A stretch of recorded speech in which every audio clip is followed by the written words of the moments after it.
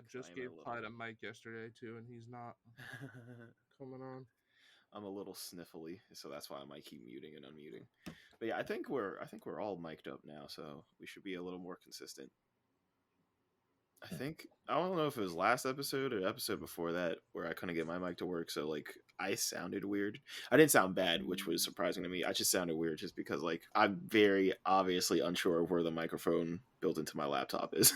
So that's why it sounds a little wonky. Yelling at random areas of your computer. I mean, it does sound like that for like a 5-minute stretch of the podcast. You gotta locate it. I just want to quickly say I appreciate everybody once again who listens, because somebody actually reached out to me. They're like, "Yo, when are you guys recording again?" I was like, "Oh shit, okay, we got fans, baby. We did it, Mom.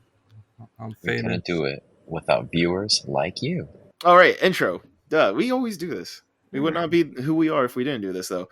Hello and welcome, everyone, to Takes, Talks, and Tangents. Yet another episode of the glorious podcast where a group of friends gets together and just talks about things that we love and enjoy and have in common and may not have in common. I am your co-host, Trey, and I am joined by my fellow co-hosts, Dickson, Ralph, and Terrence. What's up, y'all? How's everybody doing today? Not gonna lie, I'm tired. Yeah, same.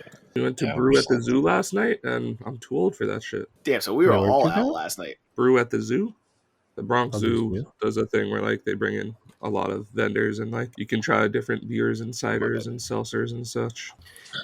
That sounds dope, actually. It's fun, but there's a lot of walking. Today? I had a few beers at the zoo. That's right. The animals drink with you is great. Wait, is that a night? I'm not gonna lie. Yeah, it's a night. I'd pay to have a beer with a gorilla. I'm not gonna lie. Yo, a drunk gorilla? I don't think we want that. The things they tell you, you know? I feel like it'll crush your hand. What about everybody else? Away. I was playing Elden Ring till 5 in the morning last night. Jesus. What was supposed to be one boss turned out to be 5 bosses, and yeah, you got a problem. Just, Stay away from that game. It's fun. It's hard though, but that Too old for my games to be hard. I don't remember. No, I feel that. Last time I stayed up like that in a very long time. Dickson in high school. Yeah, probably.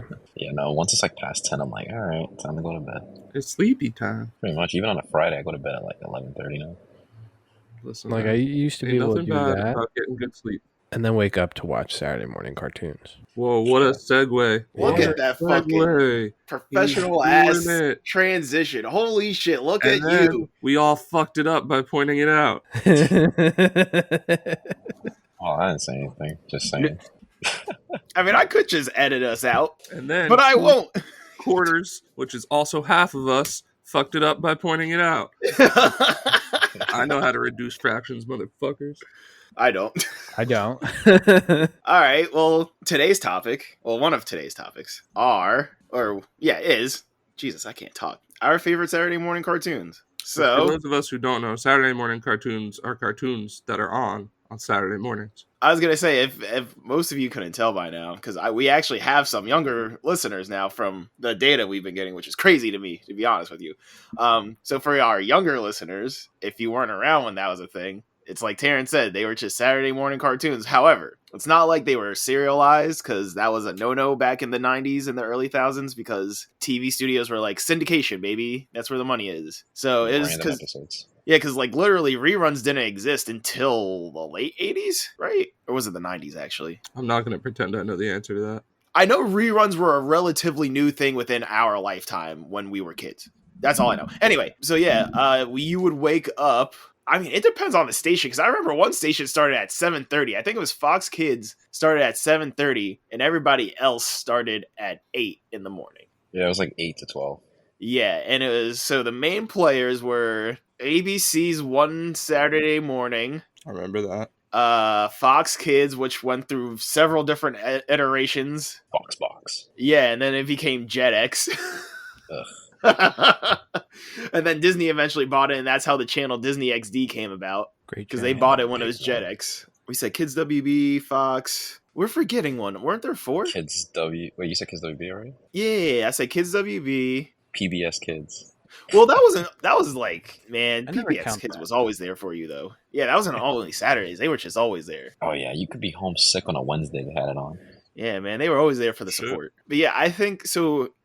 What were the big ones? I mean, It Cartoon was Network also had a Saturday morning cartoon thing, right? really. Did they? They had a cartoon block. I thought they were just. I I mean, thought they're always cartoons, but because I know like their whole thing when they launched was we're going to be the first 24/7 all cartoon network. That's why it's literally a Cartoon Network. yeah, it's always cartoons. But I feel like they had a specific like set on Saturday mornings. Oh, you know what? Boomerang before it became a channel started off as a Saturday morning cartoon block. I think you're right about that, T. I remember Was that see like Boomerang the old stuff ones? overnight. Right? Wasn't it like Tom and Jerry and like all the old shows? Yeah, because Cartoon Network started doing original programming more and more in the back half of the 90s when we were actually growing up with it. That's why all the older stuff kind of got pushed back to the late night. Like they would start showing Tom and Jerry like around 7:30 to 8 and with Looney Tunes and stuff like that, and they called it the Tex Avery show. So that was like pre-Adult Swim. That was their like late night Tex programming. Avery. Dog, That's listen, before my time. I guess we're getting into like personal lore for ourselves now since we're a few episodes in. I genuinely love animation and cartoons. A thing I didn't learn until like after college, which explains a lot about like just me. My dad actually wanted to be a cartoonist and an animator, but like ended up so far removed from that. I remember like taking my parents to see Spider-Verse, and they were like the one that came out last year, and they were both legitimately blown away. I was like, yeah, see, people need to start taking this more seriously. And I think the people who need to start taking it more seriously, unfortunately, a lot of them work in the studios that make them. Yeah.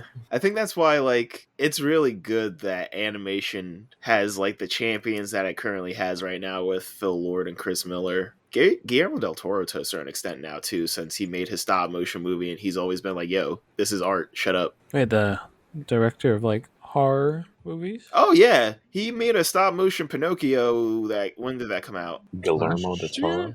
Was it last year? It was 2 years ago. You're right, T. It was 2 years ago because it was one of my top 3 movies of 2022. I love that movie. Like unironically, that movie's incredible to me. But yeah, so I guess the most well-known and the most popular Saturday morning cartoon of our time would be Batman the Animated Series, right? Mm-hmm. I guess that's the only one that would be technically serialized, kinda. I mean, wait, but aren't anime serialized? Yeah, but anime wasn't popping like that yet. In the Saturday 90s, morning, not in the Saturday morning cartoon era. It was in the Well, 90s, just like, yeah, you had to like have very specific stations for that. You're right. Because I remember like they'll hit like a certain point and then just run it back. Although I could be wrong, because one of my dad's favorite cartoons is Speed Racer. Oh damn, that's a throwback right there. That's like early And anime. he said he watched it when he was a kid, so That lip syncing though. well, we'll start with favorites. What's everyone's favorite? Oh boy, that's a tough question. All the Japanese stuff. All right, well, okay, instead of favorite, I don't really we'll say what. All right, hold on. So let's take like a moment, take a couple moments, pause and think, do a teeny bit of research, reconvene, and have a top 5. I already had top 3. I could add 2 more. Oh, damn! Look at Ralph. I just got to make sure that they were considered Saturday morning cartoons. Yeah, that's my thing. I don't know what, because I know for a fact I already know my top 2. I already know top 2 off the dome, like without Power researching. Rangers considered a cartoon? It was a Saturday morning show though. That was you know what? Yeah, if it was during the Saturday morning block, we'll count it. I got Digimon. All right, so I know my top 3 now. Damn, I see. Spider-Man series 2 was fun. Yo, I was shocked. I loved Scooby-Doo too. What's New Scooby-Doo? Or just Scooby-Doo? Scooby-Doo in general. I think at that point it was What's New Scooby-Doo. Because I remember that was on Saturday morning. yeah, it was the OG Scooby Doo was Saturday mornings too. T, I think you're right because I think that was Saturday like, morning. yes, it was. All the Marvel shows were, and all the nice. DC shows were, like the Superman show. Wasn't Marvel's Fox? Yes, Yeah. I remember Fox Kids in the 90s had like bangers though. yes. And then they Aren't they started the getting ones? random in No, the they're not the 2000s. ones that play Yu-Gi-Oh. I think Yu-Gi-Oh was on the CW or something, or WB Kids or whatever. Yeah, WB. Yeah, it was. Oh. Oh my god. Okay, hold on. Okay, so while we're all researching, Dickson, you saying Yu-Gi-Oh and then you guys saying, yeah, that was WB Kids. That reminded me. Okay, so, oh man, I'm really about to date ourselves. Okay, so way back in the day, back in the 90s where things were like way less regulated, fast food restaurants had like kids clubs, like memberships for kids where you can sign them up and just get exclusive shit, right? I never knew that my mom signed me up for Burger King's. And one of the perks of being signed up for Burger King's Kids Club was getting the pilot episode of all their new animated shows 2 months before they aired. Oh, damn. And so I saw the first episode of Yu-Gi-Oh! On a VHS that I randomly got in the mail. I was like, what the fuck is this? And I watched it. I was like, nah, dog, what is this? And I didn't see that show again for 3 months. Wait, hold on. Let me ask you. Is it the first episode of Yu-Gi-Oh? Or is it season 0 Yu-Gi-Oh? No, it was the first episode. It wasn't season 0. Season 0 was wild. Was Pokemon a Saturday morning cartoon? Yes, it was. Damn. Yes, it was. Oh, fucking. See, I feel like some of mine are older because I had older siblings. Like, I loved Voltron and Captain Planet. Voltron was the shit. That's 80s stuff. Yeah. Gummy Bears was a Saturday morning cartoon, too. That was the shit. Yeah, that's like early 90s. That was early 90s, 80s. Yeah, I only know that because I also have an older sibling. I have an older brother. The fucking theme song for Tiny Toons Adventures is like... Oh, my God. We're tiny, we're toony, we're all alone. It's like in my head. Cartoony, we're invading your TV. Oh, okay. So another one of those shows I got a random VHS for was Cubics. Do y'all remember that show? Oh, Cubics. I mixed that up with Metabots. You guys remember Metabots? Yes, you did, because I remember we had this conversation when we were in college. You were like, yo, you mean the thing? I was like, no, Dickson, that's Metabots. I'm talking about Cubics. It was like weirdly 3D animated. Yeah. It was the first time we saw 3D like that. Yeah, I think that was like the first CG Saturday morning cartoon show. I think you're right. No, I know Reboot was. Transformers Beast Wars. Oh my God. Rugrats. That terrible ass CG they had. Wait, I thought Teen Titans came on Wednesdays. No, it was on Saturdays. Was it? Am I not remembering that right? Teen Titans being on Cartoon Network though. Yeah, I thought that was a Cartoon Network show. Might have been part of their Saturday morning slate. Maybe reruns. It's coming up when I look up Saturday morning. Oh, now I don't know. Yo, do y'all remember that god awful Looney Tunes show, Lunatics? Where they were like the one where they are superheroes. We don't talk about that. Yes, when they were superheroes. We don't talk about that. What's wrong with that? I actually low key kind of like that. Like seeing a dark buzz. They really thought they were edgy with that one. Was Freakazoid a Saturday morning cartoon? Yeah. Yes, it was. My favorite, but that show was fucking weird. Yo, Freakazoid was. Freakazoid is why I am the way I am. That's what we should have gotten, not Lunatics. Oh, okay. So it says the show premiered on Cartoon Network on July 19, 2003. Its first 2 seasons also aired on Kids WB. Oh. Yeah, initially, and only 4 seasons were planned. And then everything finished on Cartoon Network. Oh, wow. Okay. Damn. Look at that. The deep lore. Oh, yeah, because they started airing it out of order. And like on different days. Because I remember I saw the final episode of the show by accident. That's crazy. Like my brother watched it with me and everything. And he was like, Teen Titans is on. Yeah. Like my brother watched the last episode with me. He's like, wait, what? And he was like, oh, wait, that was it? I was like, nah, dog, what? Nah, dog, what? Didn't like a meteor fall and then they just got powers or some dumb thing like that? What? I forgot how they got their powers. Wasn't it like a meteor or like some cataclysm? Oh, wait, what are you talking about? Lunatics? Yo, yeah. Isn't that what we're talking about? We were just talking about Teen Titans. Oh, Teen Titans, my bad. I was looking at Lunatics just now. Wait. So if they really get their powers from a meteor, that means Lunatics and that movie Chronicle have the same exact plot. Hold on, let me verify. That'd be crazy, dog. Let me look at the plot here. Oh, yeah, a meteor strikes the city planet of Acmetropolis. Oh. By crashing into one of its oceans. Oh. And it completely knocked the planet off its original axis. What? So instead of destroying the planet, the meteor crashes in a waterfront, releasing waves of supernatural energies. And it changed everybody's genetic code. Yeah, so that's the plot. That's crazy, okay. I want to talk about that stupid Mighty Ducks cartoon, though, and that's not top 5. Yo, didn't Mighty Ducks use actual ducks? In the cartoon, yeah. Dog, I tried watching an episode of that last year. I couldn't make it through the theme song. Doesn't hold up. This was the era where like they just licensed everything out and just merged everything. I love that mask though. That fucking gold mask was so cool. I want you guys to imagine a hot car that's been sitting out in this summer heat we've been having recently. And in that hot car is a milkshake. Oh. And it's been sitting in there already for 2 weeks on top of this heat. And within that milkshake is a mozzarella stick. That is the Mighty Ducks cartoon to me. I was like, where are you going with this? I get it. I visualize it. I even smell it. The smell is the cartoon to me. Damn. And it's so bad it just ruined the car. Like, you gotta watch the whole thing after that. That's how poorly that aged. Almost made Trey quit cartoons. I was like, oh, wow, I had terrible taste. You telling me you don't want to put that mask on, though? No, that mask is dope. But that was from a movie poster. That was from one of the movies. They didn't even make it for the cartoon. I'm looking at it right now. It's just a lot of buff ducks. They were aliens. Yeah. It wasn't even like some sort of mutation or something. They were literally just alien ducks from another planet fighting other alien duck monsters. Yo, imagine being invaded by alien ducks. Imagine fighting a duck named Duke L'Orange. Is that the actual name of one of them?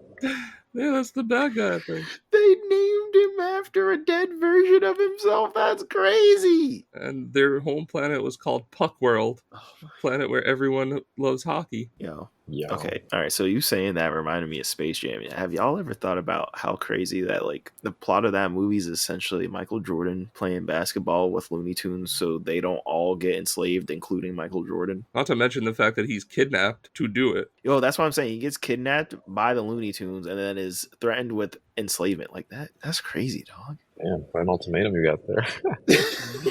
You gotta play ball now. And the craziest thing is the people who kidnapped him aren't even the ones who were going to enslave him. You know what? They accidentally created a metaphor where it was like, play sports for me or else you're a slave to us. You okay, Dickson? Space Jam was actually about racism. I didn't know that. The Looney Tunes, aka the white people, were like, play the sports for me, black man, or else we're putting your ass in chains. Holy shit, that makes so much sense. What the fuck? I never looked into it that deep. It was just... It was, damn, this is cool. The version of Stick to Sports that we hear now. So, is the song I Believe I Can Fly about freedom? Hell yeah. Oh, no. Except not the freedom to do the kind of things that he wanted to do. Oh, no. Oh, my God. Damn. Oh, R. Kelly was singing about a different kind of freedom. What were you saying, Dickson? I gotta rewatch Space Jam. Wait, so did LeBron remake? No, you literally said something. Oh God, no, we're not.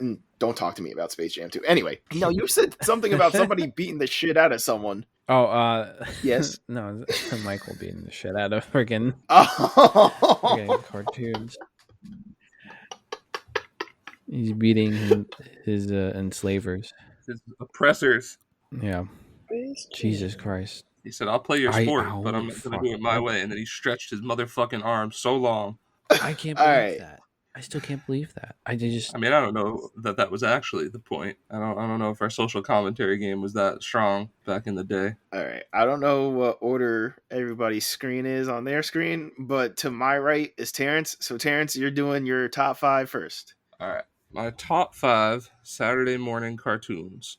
Number 1 is Digimon. Because Digimon is the shit, and if you don't like Digimon, you suck. And if you think Pokemon's better than Digimon, you suck even more. Well, you're just wrong if you think that. I'm sorry. I know. It's not, like, Pokemon's fine, but Digimon is a fucking good show with a narrative arc, with character growth and development, and I want to wear goggles on my head still because of it. Anyway, that's number 1. Number 2, some nice classic Scooby-Doo, Where Are You? Because I love that shit. Can pop it on anytime. It's comforting. You got a dog in there. It's great. 3, X-Men. And then, the continuation, X-Men 97, is also excellent. So, you get 2 for 1 there. God, it's so good. And then my last 2 are slightly older than us because I am the youngest of 4 siblings. So I watched a lot of Voltron, which was my number 4, and Captain Planet, which is number 5. Captain Planet. People are surprised that we're radical leftists when they had us watching fucking Captain Planet as kids. Even Digimon is like them like fighting demons and corporate monsters in in the first 3 seasons. It's like, y'all did this to us. You made these shows. You made us this way. Oh, yo, you know what's one I just remembered? The Hercules animated series. Fuck. Trey, I already said my list. You can't give me more. When he was in high school, that one was so good. I don't remember that one. But Hercules. do you guys remember Who's next? Who's hitting us Tarzan with it next? in the series? Tarzan was dope too. Oh, do you guys remember Recess? Mm-hmm. Yeah. Yes. I don't know if it was Saturday mornings, but I remember the fucking Timon and Pumbaa spin-off show. That was a Saturday morning cartoon. You are correct. I love that shit too. So good. So Oh, good. it was a spin-off. No, thank you. Nah, I didn't say that.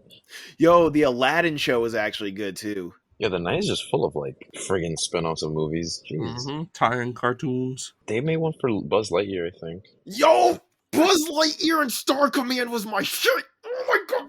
Wasn't it just a toy from a movie? No.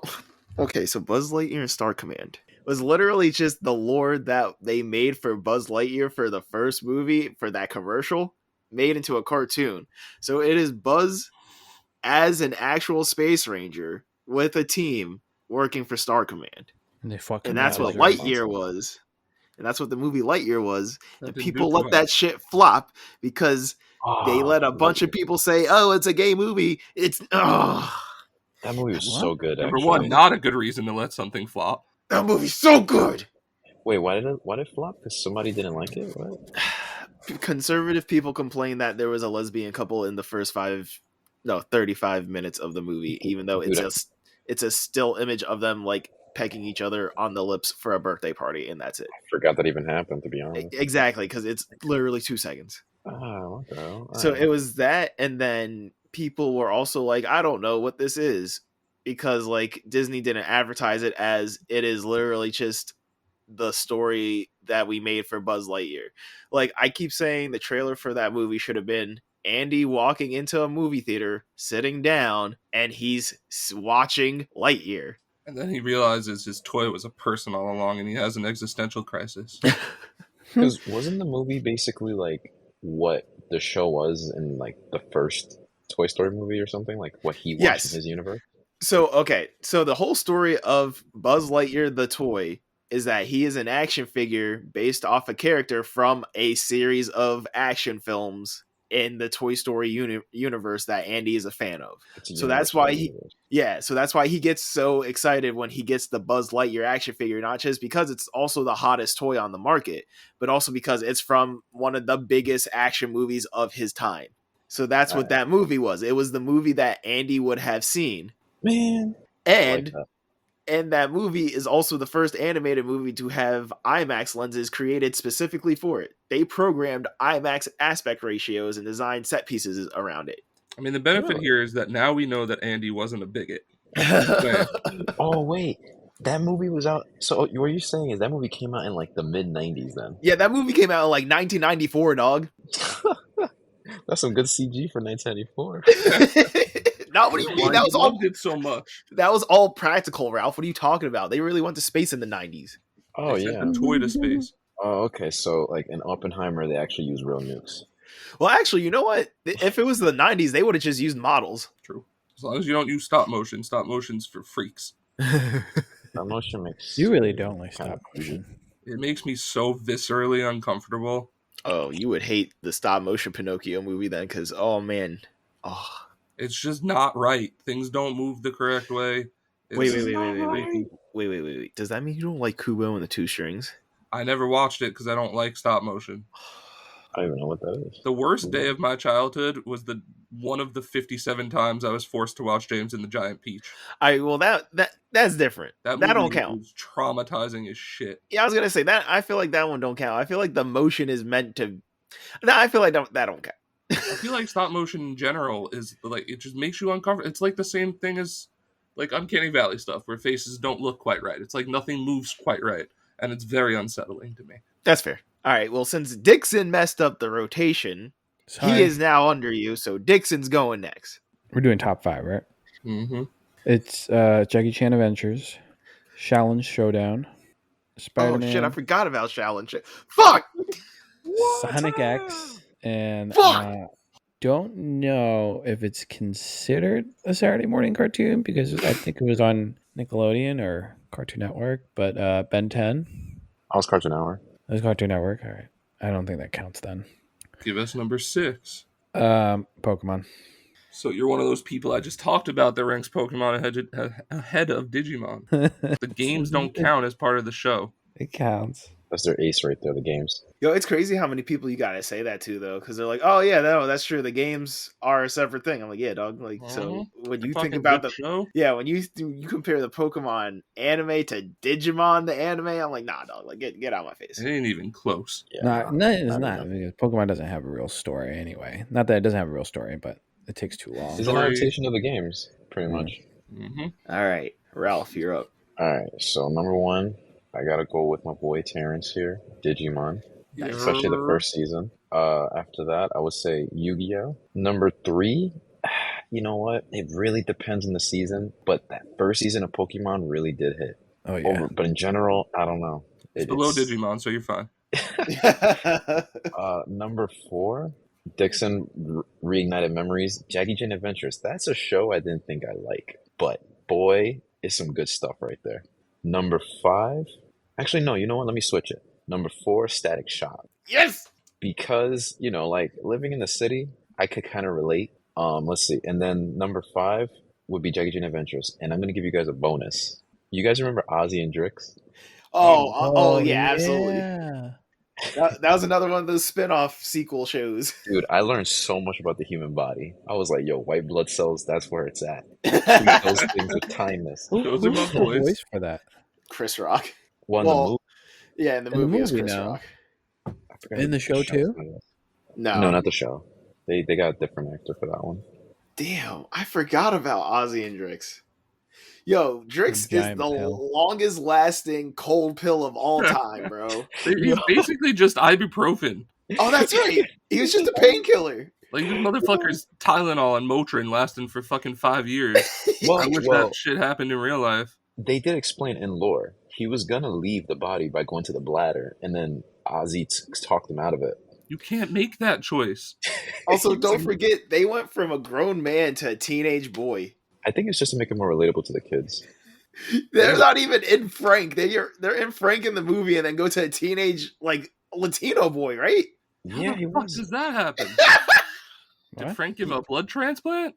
He was a Latino from the suburbs or something. I don't know. Yeah, that's right, yeah.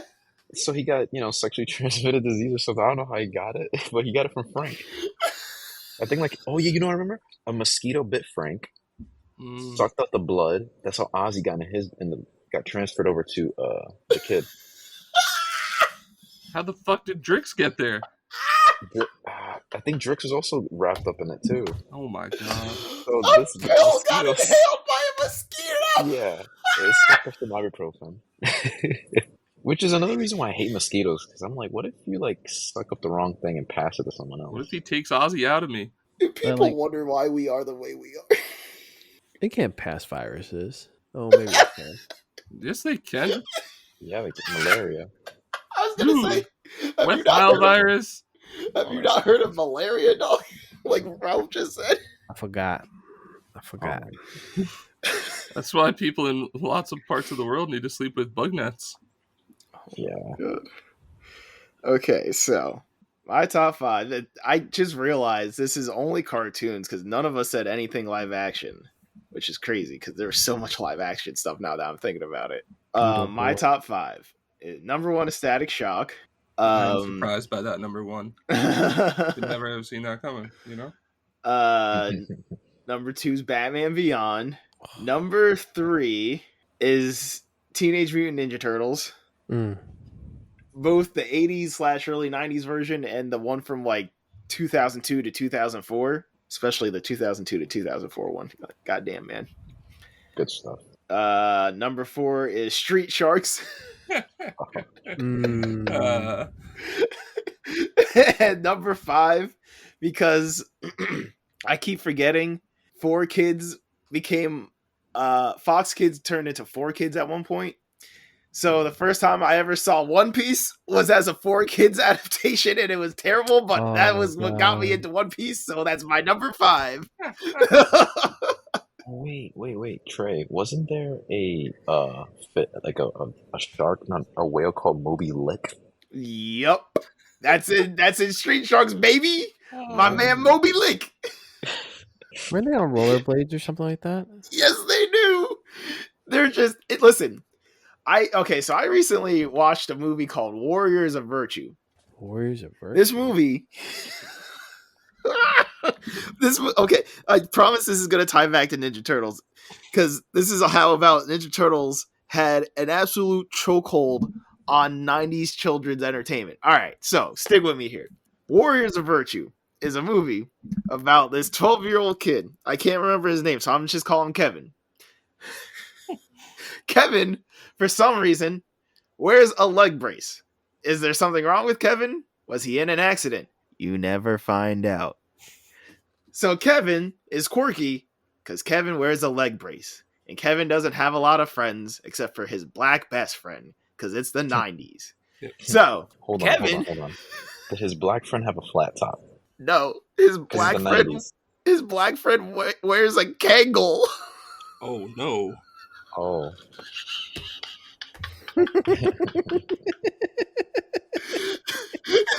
It's a 12-year-old kid wearing a Kangol. Okay, so Kevin's the water boy for the football team, right? So the star quarterback and the coach get into an argument because the quarterback's like, we're getting our butts whooped, it's a tie game, we were winning, blah blah blah, and the coach is like, I'm the coach, you gotta listen and respect me, blah blah blah blah blah. And Kevin's like, yo bro, they always snap to the right, so you should go to the left and just run it yourself. He's like, shut up, you're a cripple, I hate you. And Kevin's like, damn bro, you don't need to do all that. And so they go to this single play of a football game that they somehow stretch out to at least 2.5 minutes from the way they cut it, of star quarterback beefhead dude just running to the left instead of the right. And he wins. I mean, yeah, listen. And then Kevin gets sad because he gets no props. So later in the day, right, they're walking home, Kevin and his black best friend.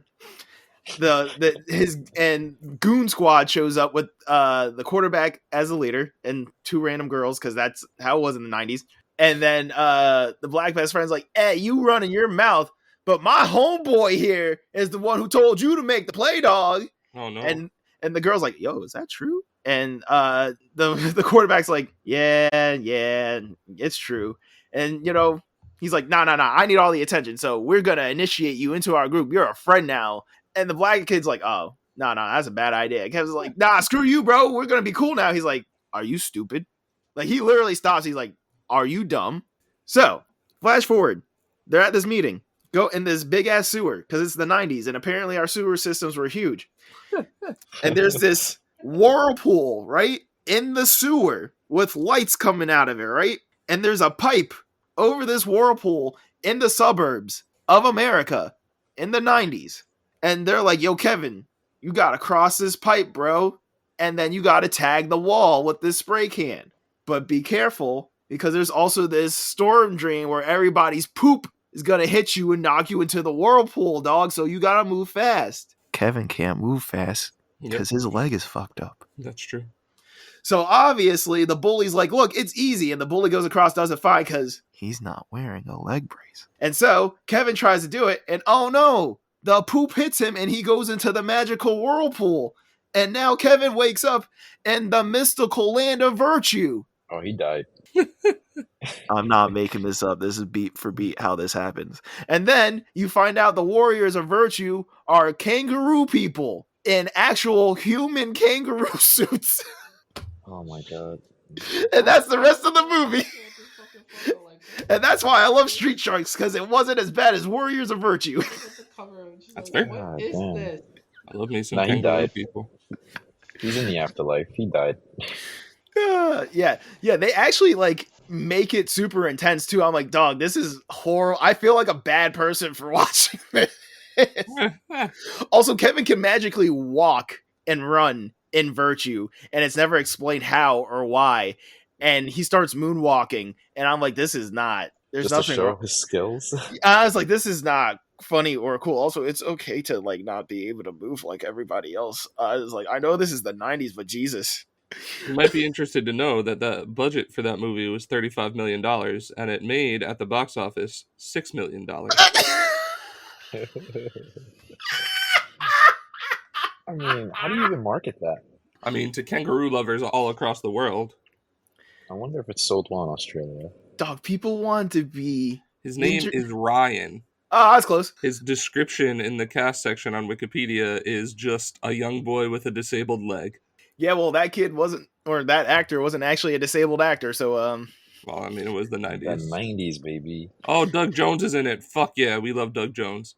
Dog, when I tell you that whole movie feels like the wildest fever dream, I mean, I haven't watched a movie that wild since I watched Field of Dreams Stone this year. Listen, if you see someone in a movie who's probably in a suit and it's a weird looking suit, there's a like 85% chance that it's Doug Jones in that suit. Yo, Listen, this is guys. this is like the chokehold the Ninja Turtles had on the 90s, bro. Can I tell you guys one thing? There is a Warriors of Virtue wiki.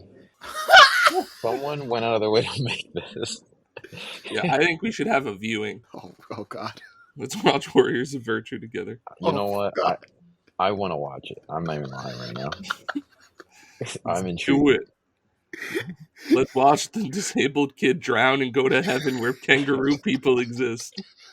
I don't care what anyone says. He died that day. Like, Oh, wait! I left out the best part. No, Dickson needs to be here for this.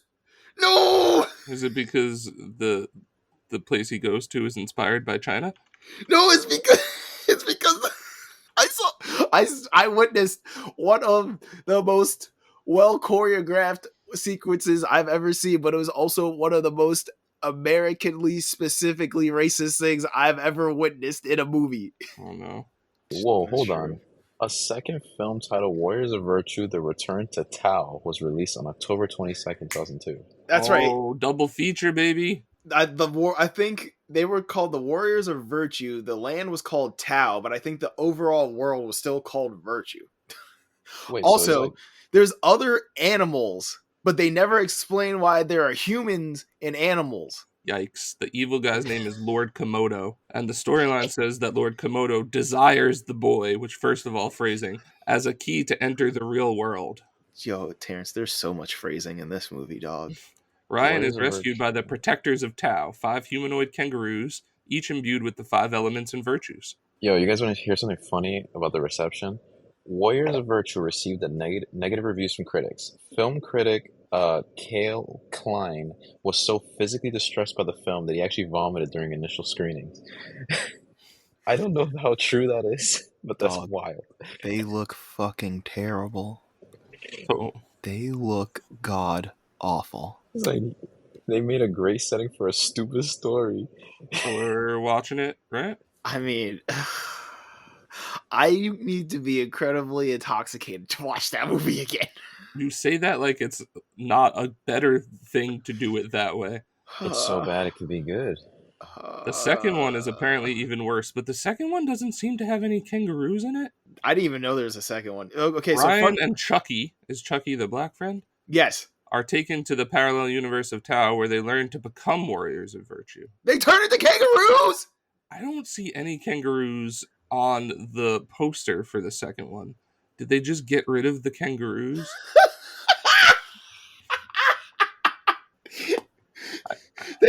They said Ninja Turtles are out, 3 ninjas are in. Let's copy that instead.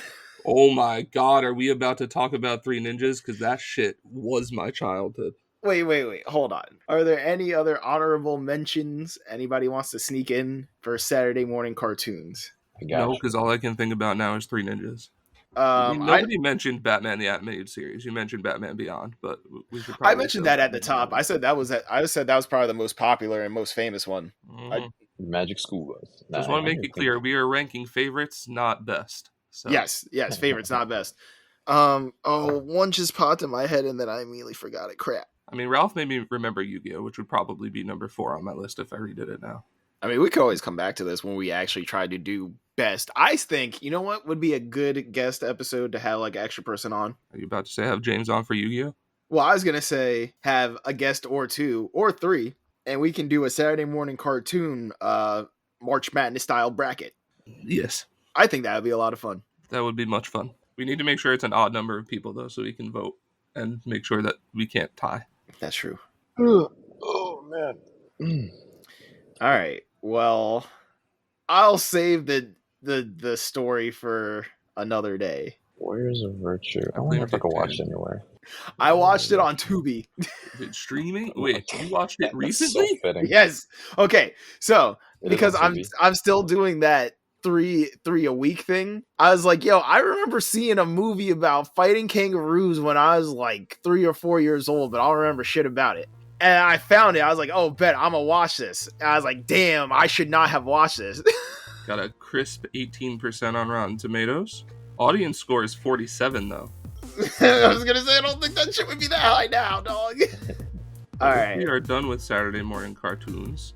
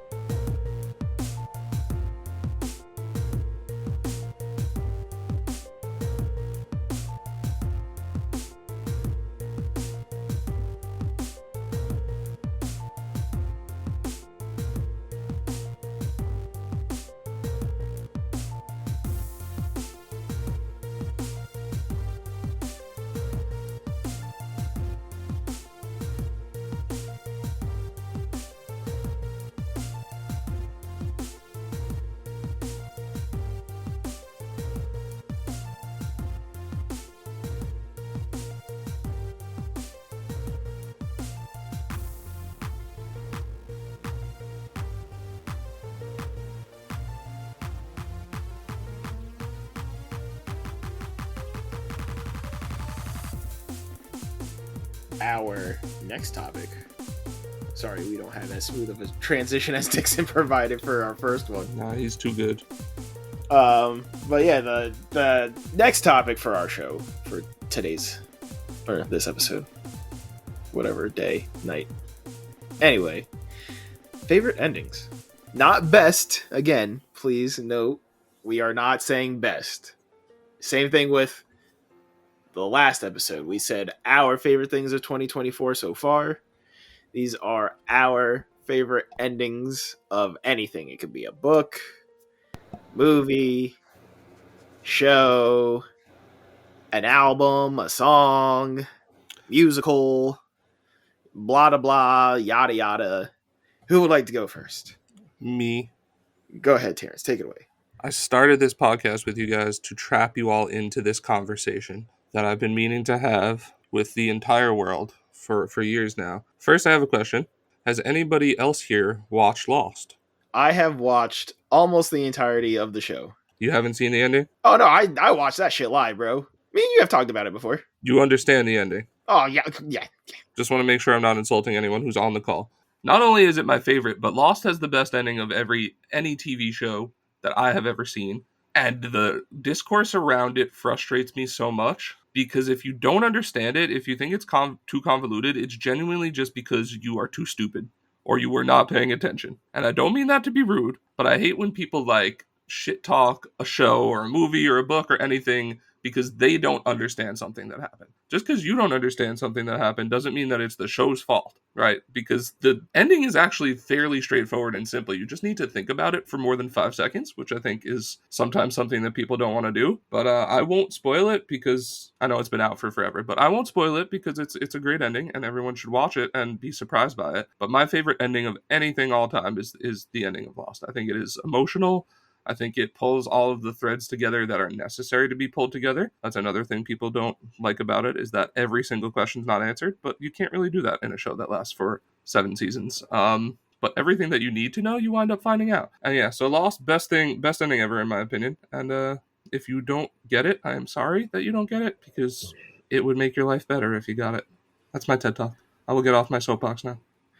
Also, I'm just gonna say now, spoiler warning, because if we're talking about endings, I want people to just be able to talk about the ending like as much as they can or feel comfortable. So like, spoiler warning now. So if you haven't watched Lost, we're going to be spoiling things. If you haven't played or watched or read any of the materials and things we're talking about, please be forewarned. We are talking about endings.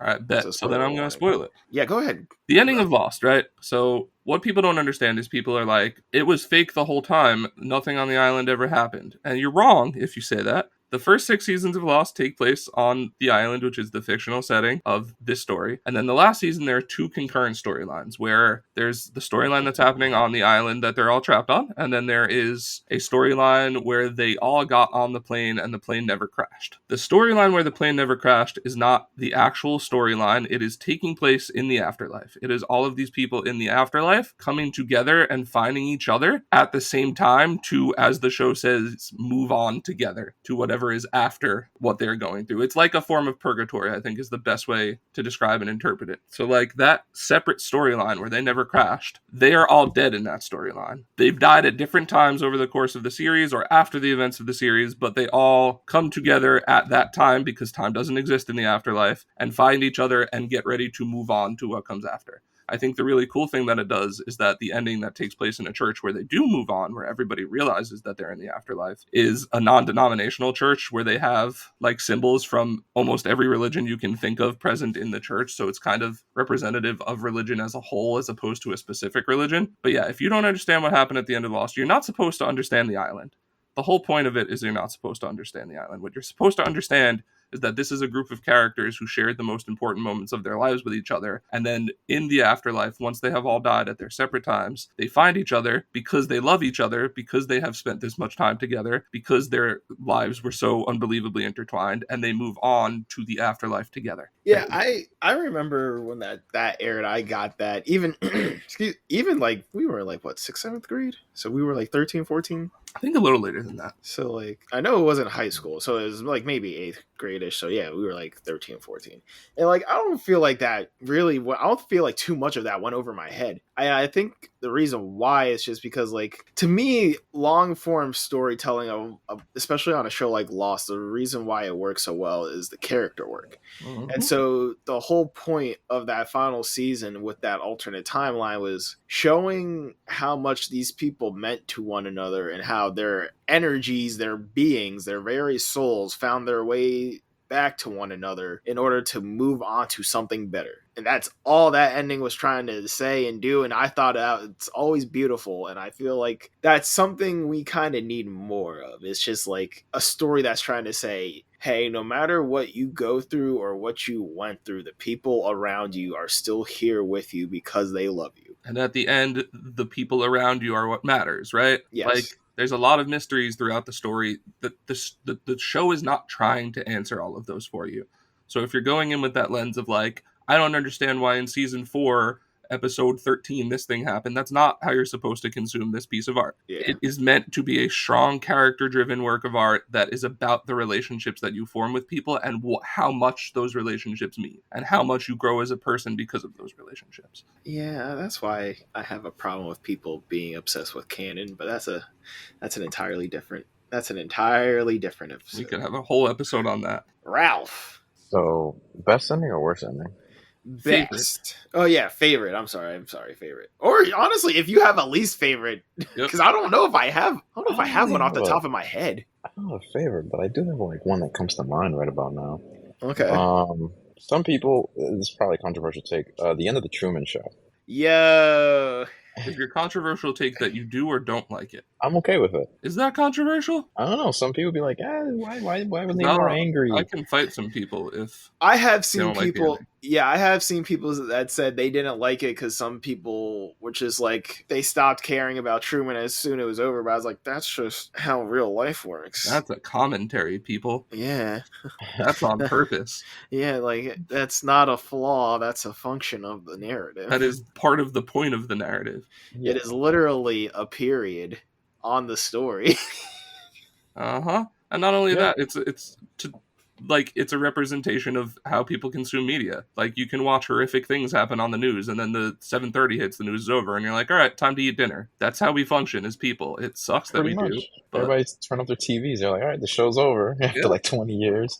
And also, I do like the open-endedness of it. It's like, it's now up to you as the viewer to, imagine what his life is going to be afterwards. And also his reaction towards the director of the show, instead of him lashing out, he still kept the face of like, all right, see you later. And then the show had a perfect ending, keeping his character intact. That's how I see it. And he left. Damn, I didn't even think about that.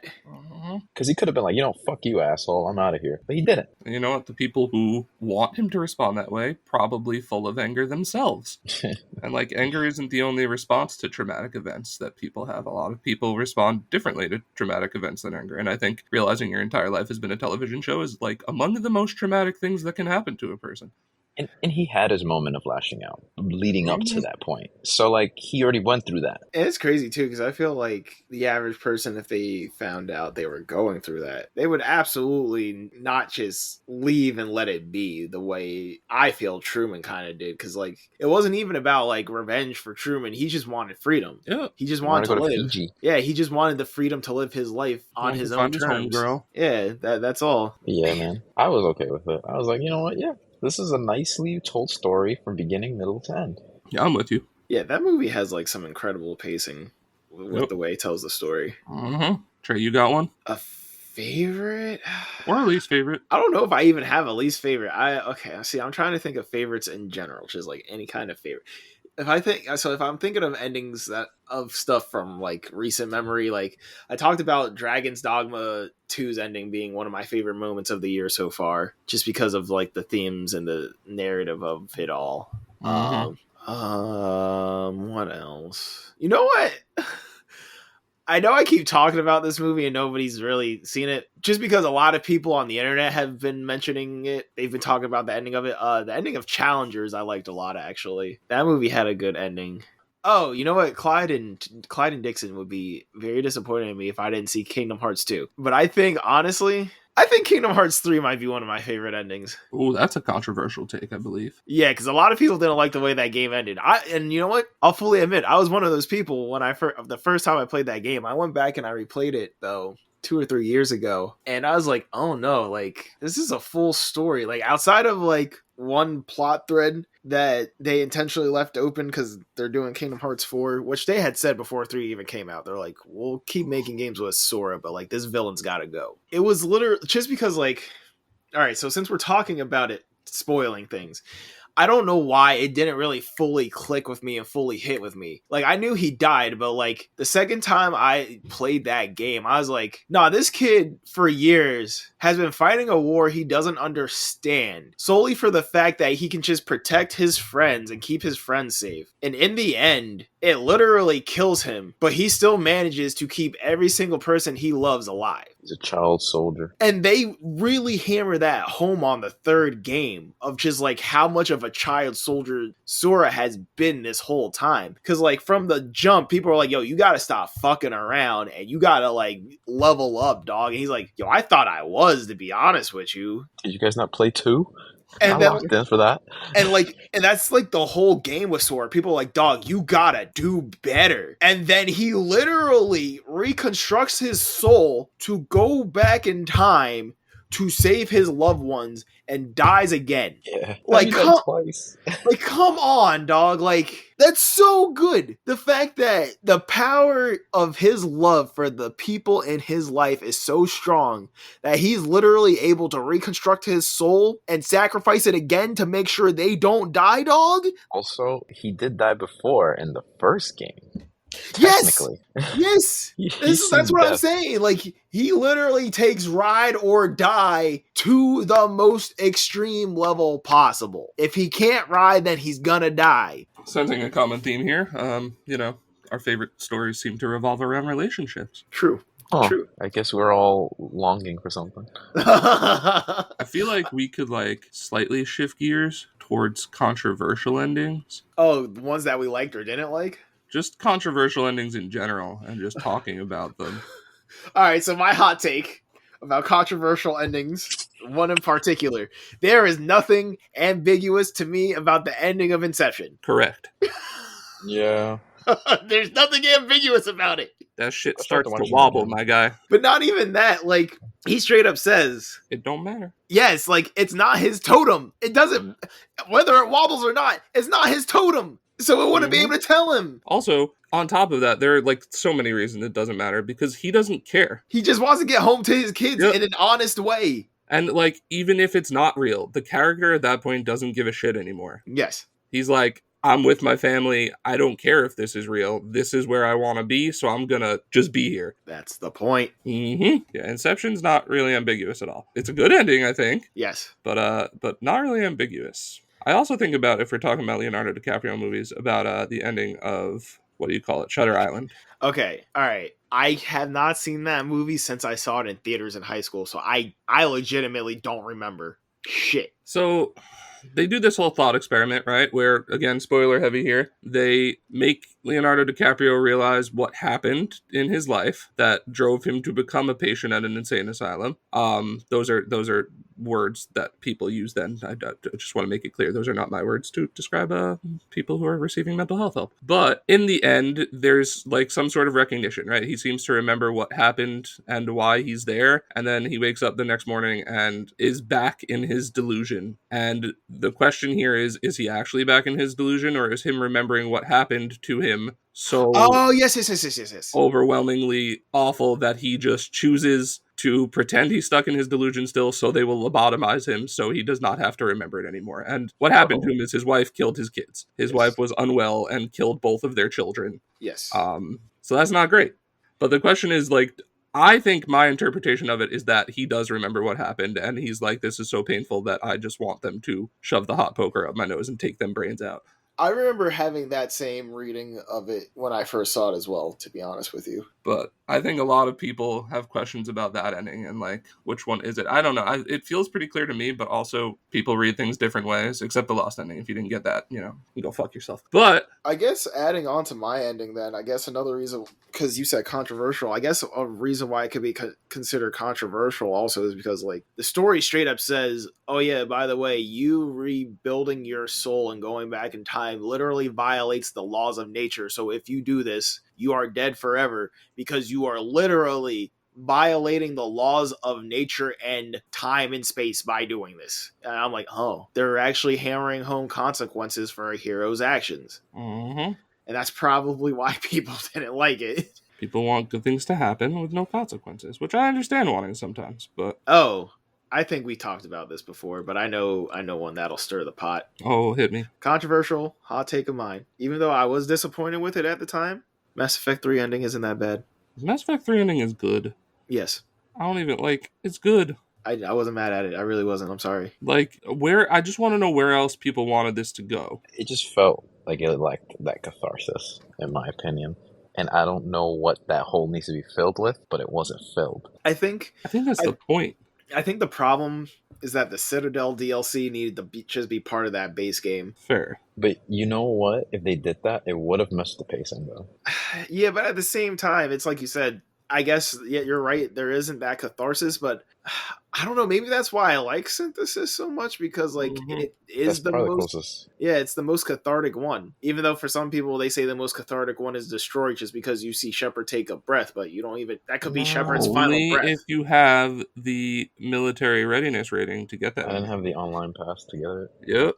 I've never gotten that ending because you need to find every single ally in the game possible to have enough multiplayer. Yeah. On the PS3 and 360, it was stupid. And then again, even then, like that could be Shepard taking their final breath. Correct. Also, if you think long term, we're just going to be doing this all over again because the synthetics are just going to rise back up. Just new machines this time. But everybody's it's not going to be synthetic. Reapers. No, in the Destroy ending. Oh, yeah. Like you're you destroy the resetting Reapers. Yeah, it's just going to be a new set of Reapers down the line. Well, something else, obviously, but something similar. The cycle will restart, essentially.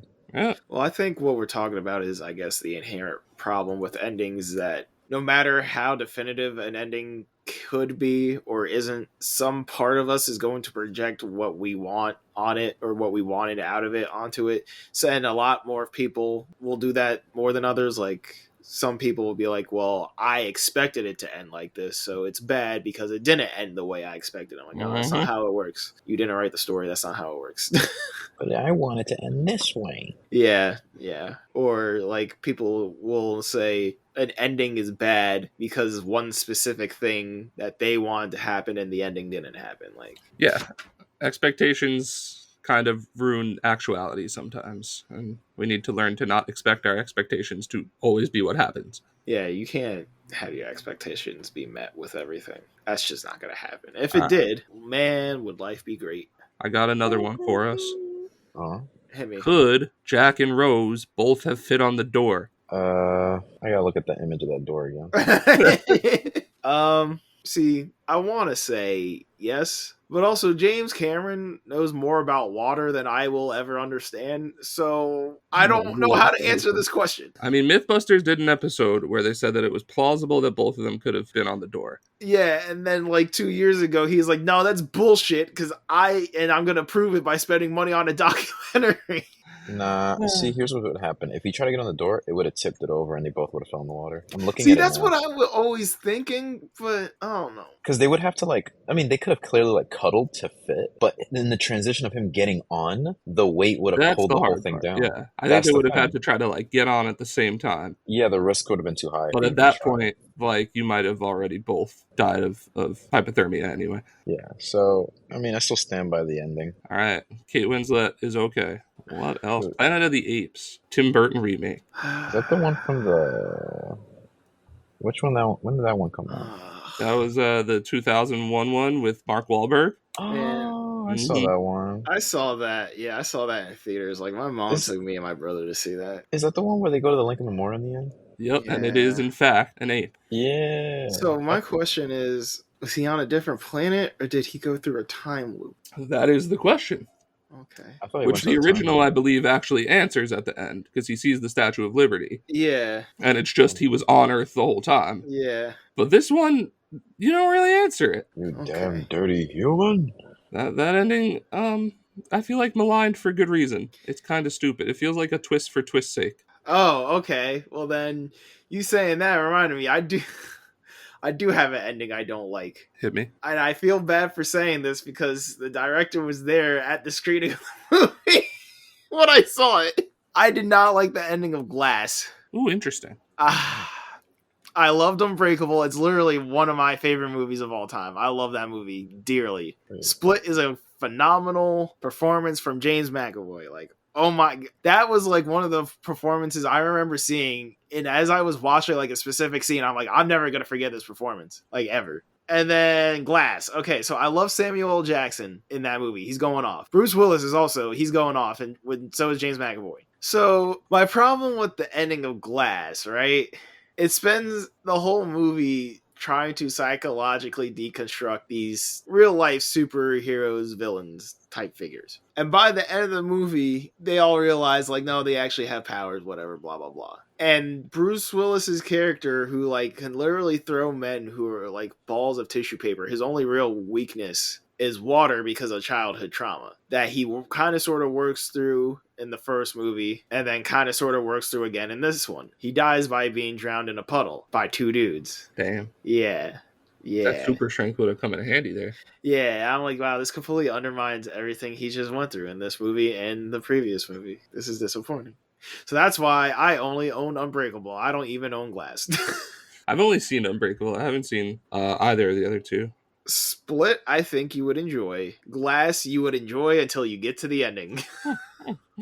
Because there's a lot more to the ending of that movie that I did not spoil, and I don't even know how to begin talking about that if you haven't seen it. That's fair. I'll watch both of them, just so we can talk about it. What about the ending of Remember Me? Yo, Ralph, do you know what the movie Remember Me is? Hold on, I'm looking at it right now. Dog. I feel like you've seen the ending, at least. Oh, yeah. I heard of it, but I didn't watch it. Yo, Ralph. Okay, I didn't see that movie either, but you want to know how that fucking shit ends, dog? Yeah, sure. Yo, Terrence, tell him how that shit ends. All right. So first off, I want to start with, like, I actually think that a lot of the movie is a decent meditation on, like, grief and what that grief does to people and what it takes to overcome that grief. It's also, like, it's pretty poignant and pretty emotional, and I think the movie could have stood on its own in that way. Like, I don't think it was fantastic, but I think it was solid. But then, at the end, right? So Robert Pattinson's character has a very difficult relationship with his father's character, Pierce Brosnan, because his brother died, I believe, by suicide. Yes.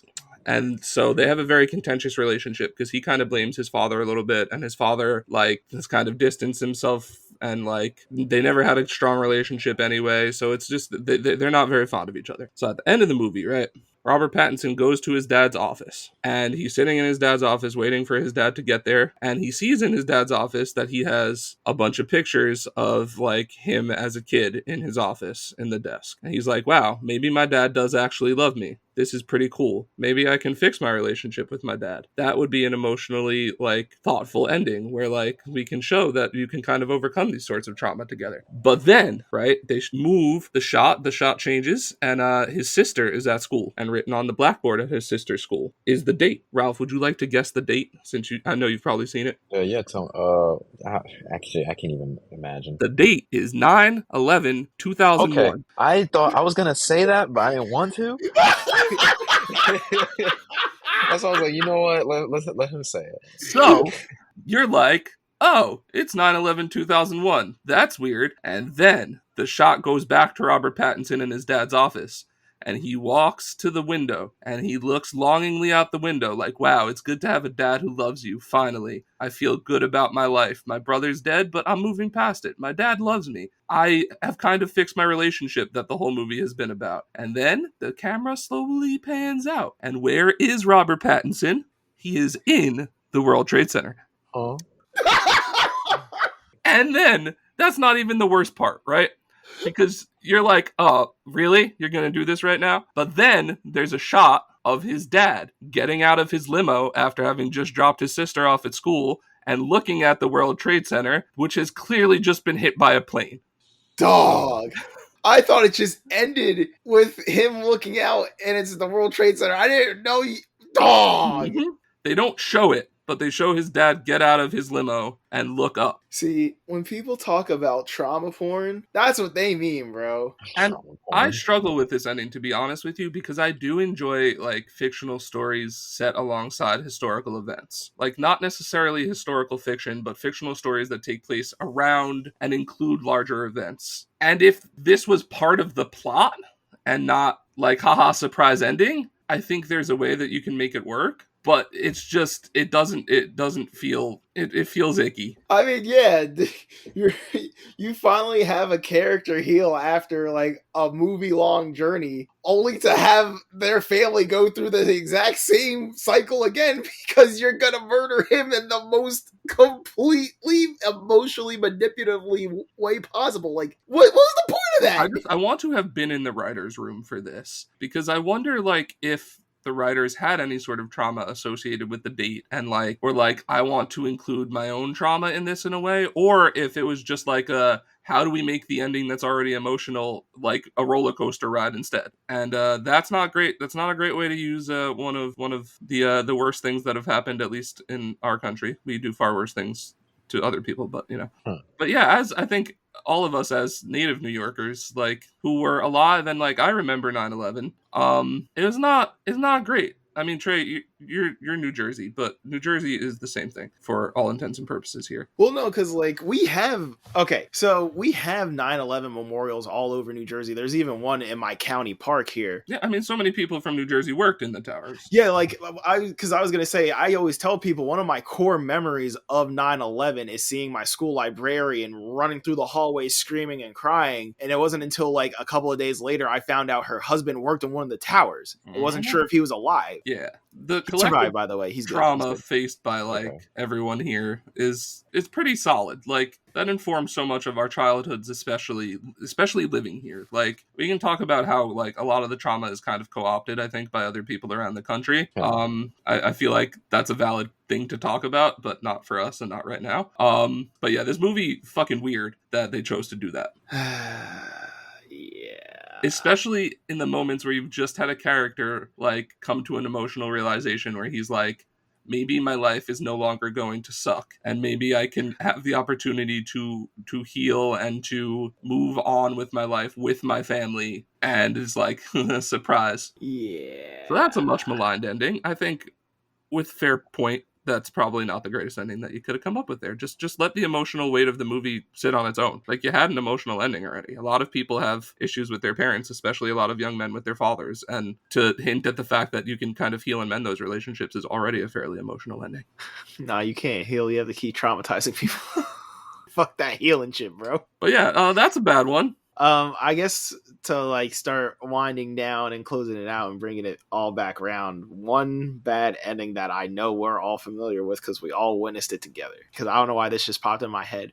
I guess because maybe I guess because now my opinion of it has changed. Or I guess my opinion of it hasn't changed, but the severity of my opinion of it has changed. And that would be the end of The Rise of Skywalker. Oh, fuck me. All right, Star Wars Episode 9.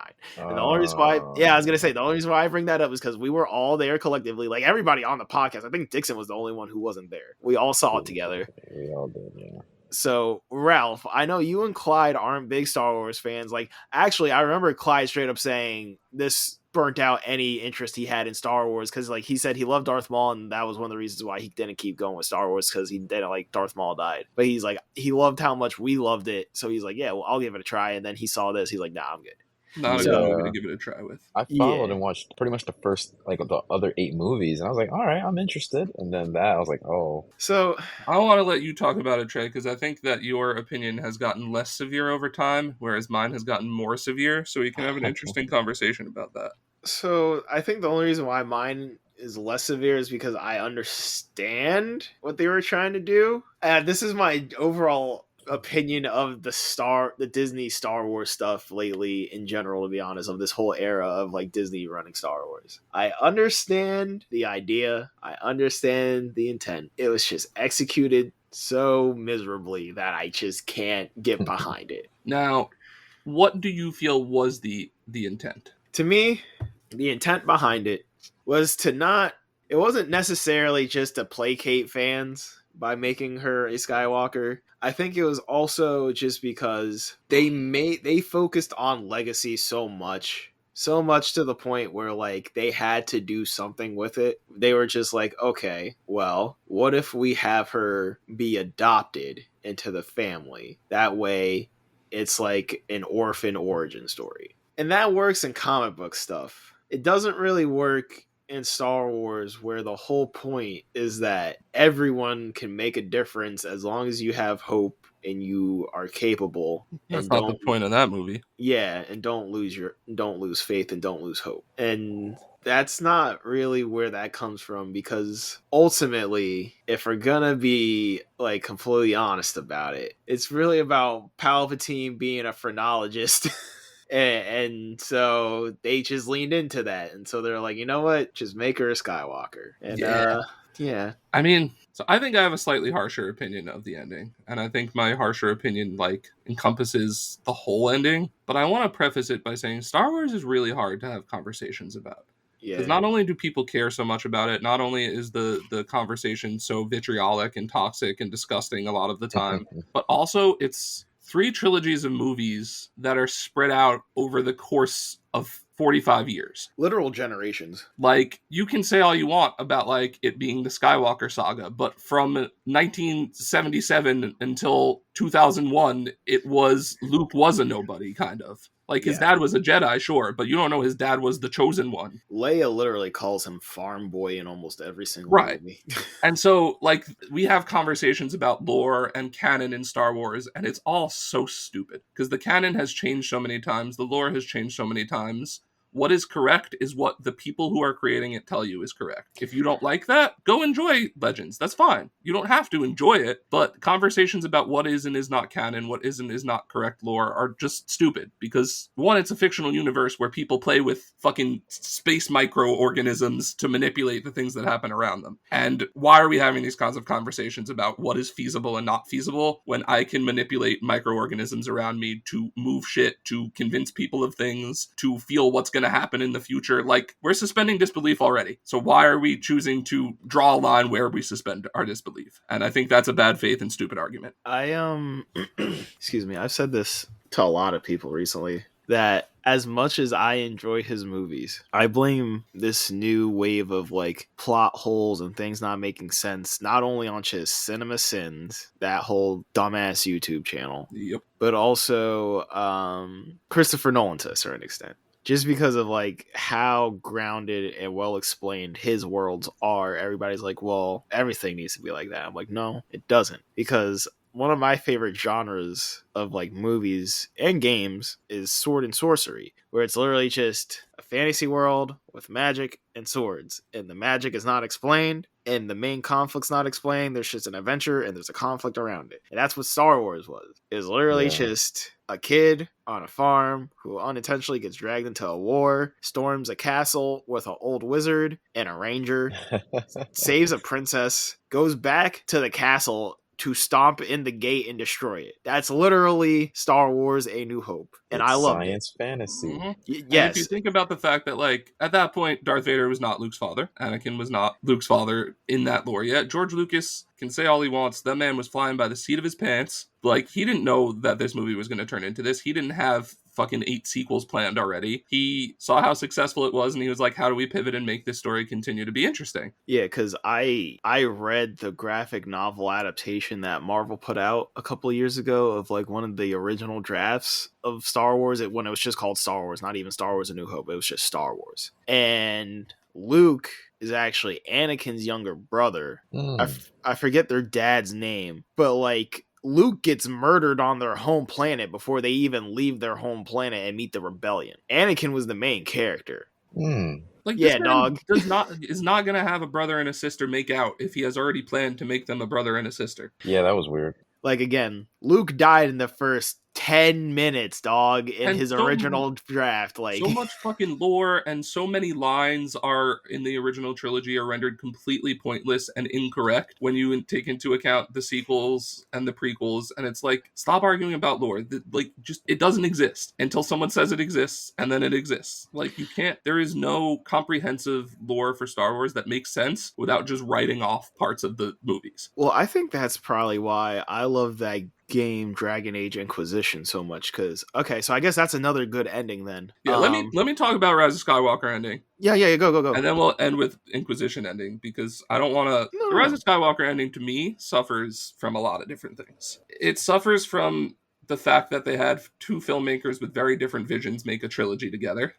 It suffers from, as much as I love a lot of what J.J. Abrams does, him just trying to make Spielberg movies over and over again. He also fully admitted right after that movie, it was right before or right after that movie came out, that he's bad at endings. And when he was pressed for an explanation, he's like, I always, if you guys look at my track record, I always start a TV show or a movie franchise. I'll do the first one or the second one, but I never do the ending because I'm bad at endings. Which is totally self-aware, and I don't want people to think I hate J.J. Abrams. I like a lot of what he does, but man, he fucked this one up. But he's bad at endings. Yeah. So the first problem I have, it's not really a problem, it's just silly, is don't have someone kiss someone who has forcibly penetrated their mind.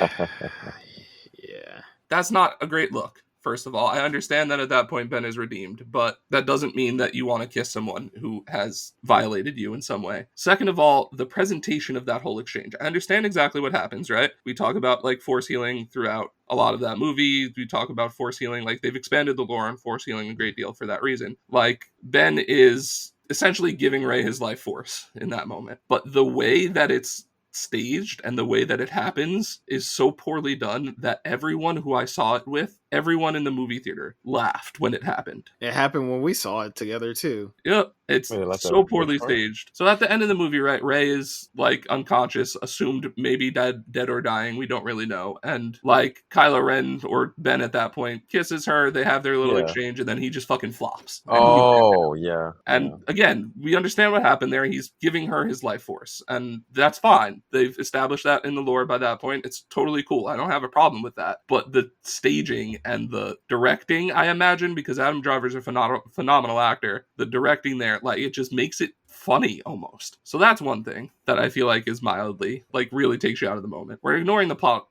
from the rest of the movie because I hate the whole plot for the entire movie. But the ending for me, like Trey said, you have to go somewhere with all that you've done about making this basically a legacy movie, which it didn't have to be after the ending of The Last Jedi, which is a phenomenal movie. Well, I think the main problem also is, like, going back to the legacy thing you just said, the whole trilogy itself unintentionally is about legacy, and it ultimately has nothing to say about anyone's legacy. Yep, but like the whole point of The Last Jedi, right, is you're eschewing legacy, right? So much of the movie is about legacy, and then the end is like, this legacy, it does not really matter. That's what happens there at the end, right? Everybody is a part of the living force. Everybody is the potentially next force wielder. Like, this universe, this power belongs to everyone, not just this family. Yeah. And then they completely renege on that in this movie to the point where, like Trey said, at the end they have to do something with legacy. And I think a far more powerful ending for that moment is not to be adopted by a different family that all of the members of are dead but you. It's also to eschew legacy, right? She has a choice there in that moment where she can be like, I'm just Rey. Like, my heritage doesn't matter. I'm not a Palpatine. I'm not a Skywalker either. I finally put to bed this, like, feud that has destroyed and torn apart the galaxy between these two families. And now we're done with that. The legacy's done. This is it.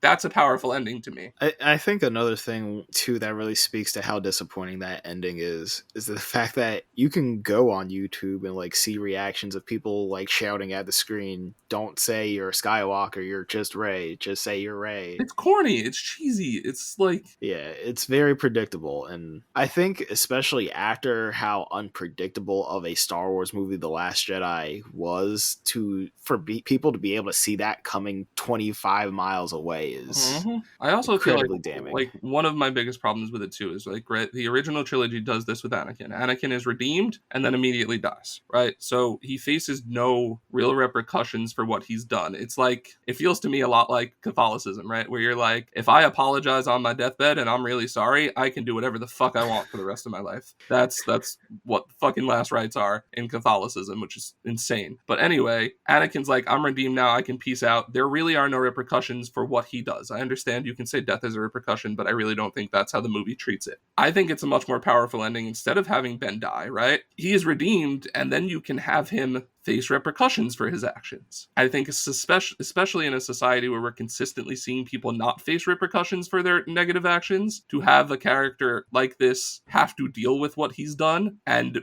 actually make amends for what he's done would be such a powerful statement to have made. But instead, he just goes out the same way Grandpappy goes out. Yeah. These are all my opinions, by the way. I can talk more about like how it doesn't work for the film and for the franchise, but like that's just too long. That's its own podcast episode. Well, I think all of this too goes back to like just the fact that people are far too beholden to canon.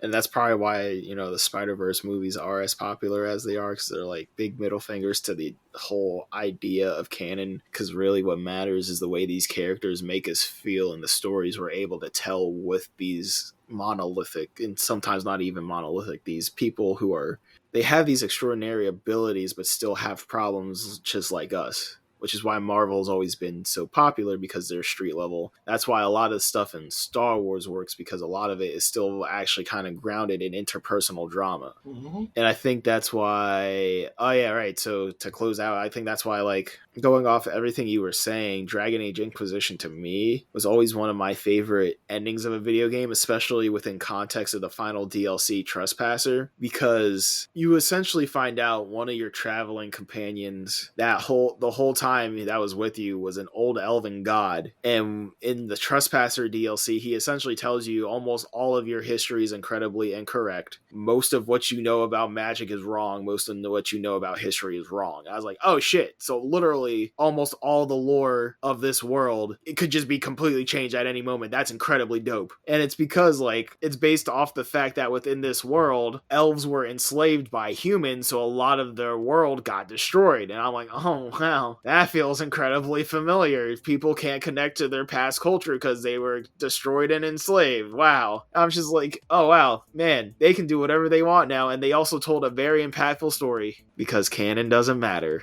No, it don't. Artists are making the art. They can decide what's canon whenever the hell they want to. Which is why that sequel, Dreadwolf, Veilguard, whatever, I don't know how that's gonna go. I'm interested in it. I am. And I'm actually... I heard that they're downsizing. Yeah, I'm also surprised, like, the dude who's been writing the franchise up until this one, because he left BioWare in general, he's like, yeah, I'm actually optimistic and pleasantly surprised about this. And then I remember they did announce, like, somebody who worked on Origins came back as, like, a creative director, and they're like, nah, I think people will be pleasantly surprised with this one. I was like, yeah. Okay. We will see. We will see. We will see. Yeah, I'm not expecting it to be as good as the other ones, just because of, like, the current state of... It's gonna be a solid 7 out of 10, I tell you that right now. Yeah. Honestly, I'll be happy with a 7 out of 10, because most games are worse than that. Yeah. All right. Well, thank you to Terrence and Ralph. Thanks, welcome. Trey. Thank you.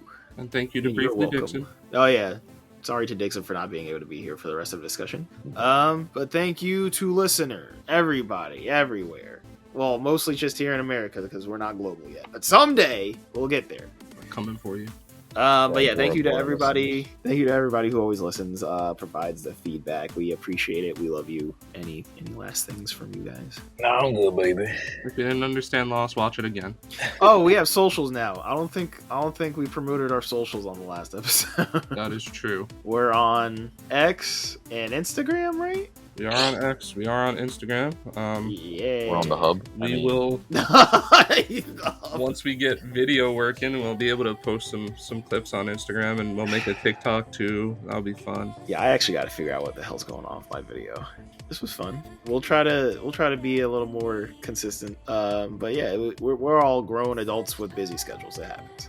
It ain't easy being cheesy. I'm gonna quit my job just for this. Do it. Monetize those 10 listeners. All right, y'all. This has been another episode of Takes, Talks, and Tangents. Thank you for listening. I love you. Bye.